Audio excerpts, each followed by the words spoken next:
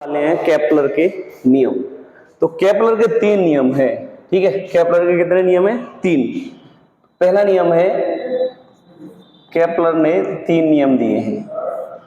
Kepler ने कितने नियम दिए हैं? 3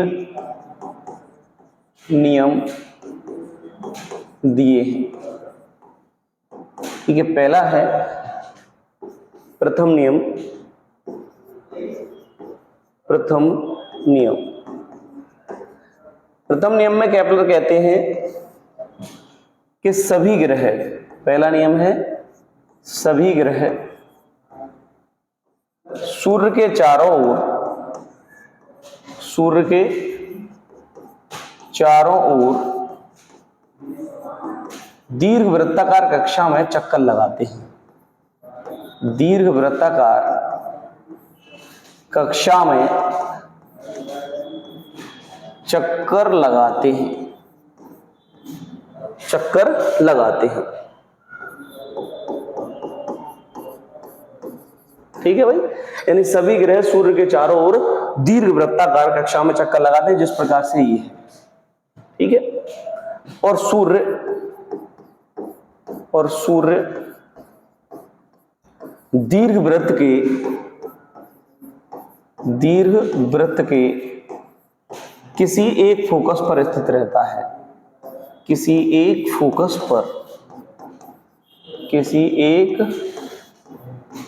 पर स्थित रहता है, ठीक है भाई। यानी क्या कहा गया, जैसे मान लीजिए अगर कोई ये दीर्घवृत्त है, मान लीजिए कि कोई दीर्घवृत्त है ये, और इस टाइप का दीर्घवृत्त तो ऐसे बनेगा, ऐसे, ठीक है। और इसके कोई 2 फोकस होंगे, या तो ये एक। तो उसने क्या कहा, केपलर ने कहा कि कोई भी ग्रह सूर्य के चारों दीर्घवृत्ताकार कक्षा में ऐसे चक्कर लगाता है, और सूर्य दीर्घवृत्त के किसी एक फोकस पर स्थित रहता है, या तो यहां पर होगा या यहां पर होगा, ठीक है। ये है पहला नियम। दूसरे नियम की बात करें तो द्वितीय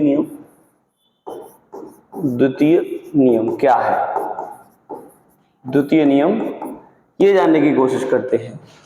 देखो क्या कहता है दूसरे नियम में, सूर्य से ग्रह को मिलाने वाली रेखा समान समय में समान क्षेत्रफल को पार करती है, अर्थात ग्रह की क्षेत्रीय चाल नियत रहती है। यानी कहने का मतलब है कि जैसे ये सूर्य है, और सूर्य से ग्रह को मिलाने वाली रेखा ये समान समय में समान क्षेत्रफल को पार करती है, अर्थात ग्रह की क्षेत्रीय चाल नियत रहती है। यानी जो क्षेत्रीय चाल है वो नियत रहती है ग्रह की। कहने का मतलब है, अगर ये t समय में ये ग्रह यहां से यहां तक पहुंचा, तो ये जो क्षेत्रफल है इसके द्वारा जो कवर किया जाएगा, ये वाला जो क्षेत्रफल A1 है, और ये जो क्षेत्रफल A2 है, ये अगर ये t समय में, यहां थोड़ा इसे बड़ा करके देख लेते हैं, ये बड़ा करके देखिएगा थोड़ा सा, सेकंड लो। कहता है कि ठीक है, ये कहता है कि जैसे मान लीजिए यहां पे ग्रह है, ठीक है, यहां चल रहा है, तो ये यहां से डिस्टेंस ज्यादा हो गई, और ये यहां से यहां तक चलेगा ऐसे, और ये डिस्टेंस, तो यानी कि समान समय में समान क्षेत्रफल को ये कवर करता है ग्रह कोई भी। तो जैसे t समय है, t समय में ये अगर यहां से यहां तक आएगा तो ये क्षेत्रफल इतना हो गया, और जैसे यहां पर t समय में यहां आएगा तो ये यहां तक पहुंच जाएगा। कहने का मतलब है कि जो इसकी स्पीड होती है यहां पर, ये अगर ये जो क्षेत्रफल है ये वाला, जितने समय में ये क्षेत्रफल गिरेगा उतने बराबर का क्षेत्रफल ये होगा। यानी अगर ये क्षेत्रफल A1 है और ये A2 है, तो ये कोई ग्रह यहां से t समय में यहां तक चल करके इतना क्षेत्रफल कवर करता है, तो t समय, इतने ही समय में यहां से यहां तक पहुंचने में भी ये इतना क्षेत्रफल कवर करेगा जितना कि ये है, यानी A1 बराबर A2। कहने का मतलब है कि अगर यहां पर है तो ये धीमा चलेगा, तो ये एरिया इतना ज्यादा कवर हो जाएगा, और अगर यहां पर है तो ये तेज चलेगा, इसकी स्पीड, मतलब ये जो एरिया है इसको कवर करने के लिए। तो कहने का मतलब है, चाहे ग्रह पास हो चाहे दूर हो, समान समय में समान क्षेत्रफल को कवर करता है। तो कहने का मतलब है, इसे अगर लिखेंगे तो नियम है कि सूर्य से ग्रह को ग्रह को मिलाने वाली रेखा, ग्रह को मिलाने वाली रेखा, सूर्य से ग्रह को मिलाने वाली रेखा समान समय में, समान समय में, सूर्य से ग्रह को मिलाने वाली रेखा समान समय में समान क्षेत्रफल को पार करती है, समान समय में समान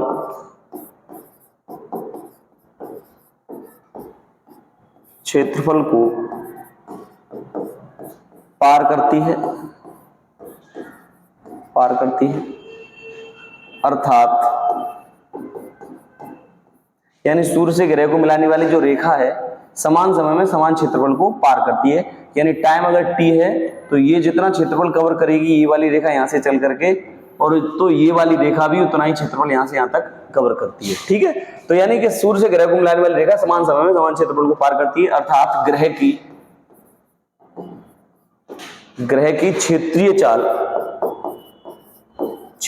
चाल नियत रहती है, चाल नियत रहती है। ठीक है, ये है द्वितीय नियम। अगर तीसरे नियम की बात करें तो तृतीय नियम क्या है, केपलर का थर्ड लॉ। अच्छा, ये जो दूसरा नियम है ये कोणीय संवेग संरक्षण के सिद्धांत पर आधारित है। ये किसके सिद्धांत पर आधारित है? नोट, यह नियम कोणीय संवेग संरक्षण, कोणीय संवेग संरक्षण के सिद्धांत पर आधारित है। ठीक है भाई। नेक्स्ट अगर बात करें तृतीय नियम की, तो तृतीय नियम क्या है इसका, ये जानने की कोशिश करिए। Third law, Kepler's third law, Kepler का तीसरा नियम। केपलर का तीसरा नियम कहता है कि किसी ग्रह के परिक्रमण काल का वर्ग, किसी ग्रह के परिक्रमण काल का वर्ग,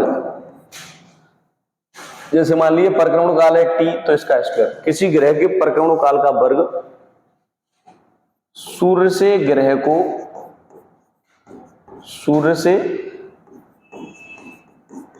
ग्रह को मिलाने वाली रेखा, सूर्य से ग्रह को मिलाने वाली रेखा के या रेखा की दूरी के, रेखा के तृतीय घात, यानी अगर रेखा है r तो इसका तृतीय घात के अनुक्रमानुपाती होता है, तृतीय घात के अनुक्रमानुपाती होता है। ठीक है, यानी कहने का मतलब ये है कि जैसे कोई ग्रह है और ये ग्रह इस परिक्रमण कर रहा है दीर्घवृत्ताकार कक्षा में, तो अगर ये इसका यहां से जैसे सूर्य है और यहां से ये ग्रह है, तो यहां से जैसे पूरा चक्कर करने में t समय लेता है और ये यहां से डिस्टेंस है r, तो t square proportional to r की। ठीक है, तो कहने का मतलब है किसी ग्रह के परिक्रमण काल का वर्ग यानी t स्क्वायर सूर्य से ग्रह को मिलाने वाली रेखा के तृतीय घात के अनुपाती होता है। अर्थात हाँ, तब कह सकते हैं यदि ग्रह का परिक्रमण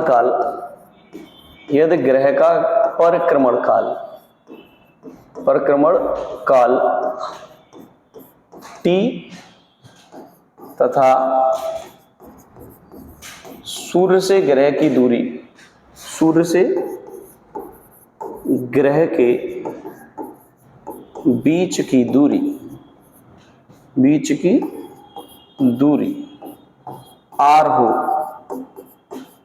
तब t square proportional to r cube. ठीक है भाई, ये थे केपलर के तीनों नियम। नेक्स्ट टॉपिक के साथ मुलाकात करेंगे नेक्स्ट वीडियो में। Thanks for watching.